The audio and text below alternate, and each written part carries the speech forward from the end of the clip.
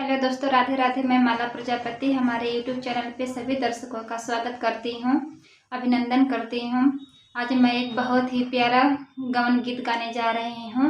और बेटी अपने बाबा से क्या अर्ज करती है सुनिए सभी लोग। और हमारे चैनल को लाइक करना, सब्सक्राइब करना, कमेंट करके ज़रूर बताइएगा कि ये गाना आप सभी लोगों को कैसा लगा।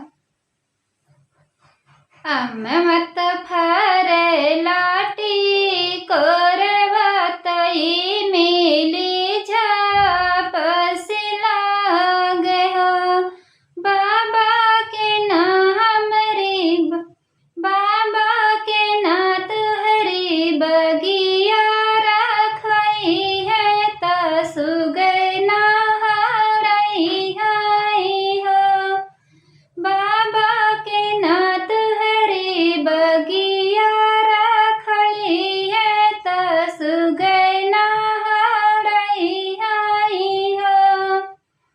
जाति नये बेटी अपने ससुर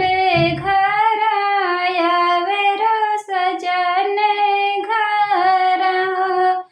बेटी मैया तुहरी बगिया रखई है तसुगना हरई हाई हो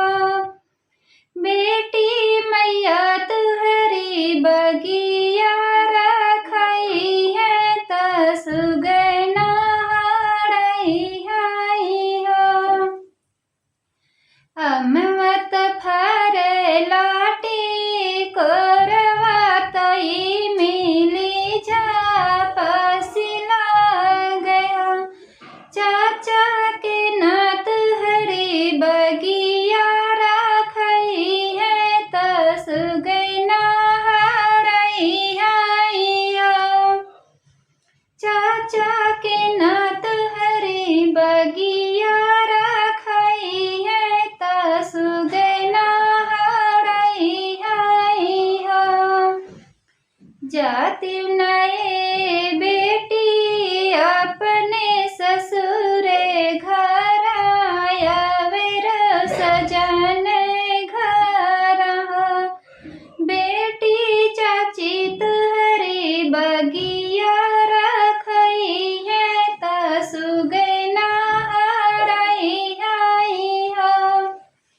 बेटी चाची तुहरी बगिया रखई है तसुगना हरई हाई हो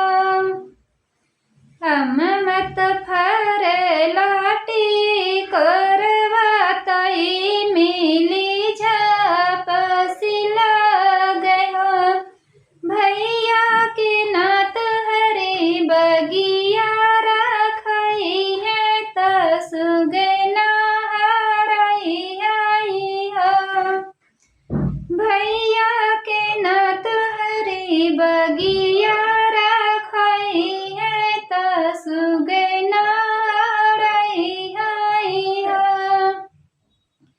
जाति नये बहिनी अपने ससुर